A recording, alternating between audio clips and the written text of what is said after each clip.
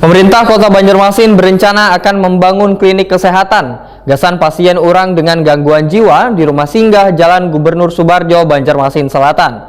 Tujuannya supaya sanak keluarga dari pasien nantinya merasa lebih nyaman wayah berkunjung ke rumah singgah. Pemerintah Kota Banjarmasin berencana akan membangun klinik kesehatan gasan pasien orang dengan gangguan jiwa di rumah singgah Jalan Gubernur Subarjo, Banjarmasin Selatan.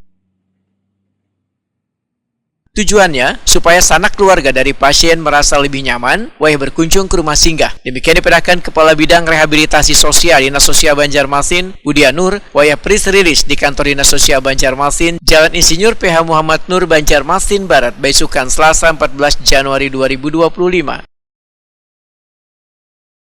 Menurut Budian Nur, data dari Dinas Sosial Banjarmasin sepanjang tahun 2024, jumlah pasien ODGJ yang dirawat di rumah singgah sebanyak 67 sampai 70 pasien. Kehadiran fasilitas kesehatan ini nantinya akan memudahkan pihaknya melakukan pemeriksaan.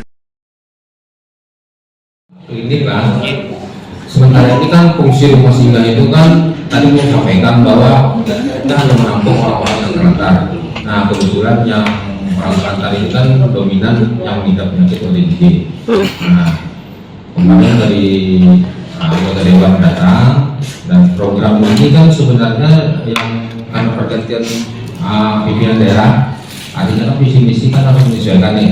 Nah, sementara ini kita kan belum bisa menganggarkan untuk sesuai dengan visi misi yang disampaikan wali kota yang sekarang ini, terutama untuk pembangunan rumah barat semacam klinik jiwa. Nah, klinik jiwa ini kan di dalam desa kita belum ada. Nah, mungkin nanti ke 2025 ada memang perubahan desa, kita masukkan ke yang prioritas sesuai dengan visi misi wali kota yang baru. Bisa juga mudah-mudahan nanti kita tergantung dari Bank Daerah.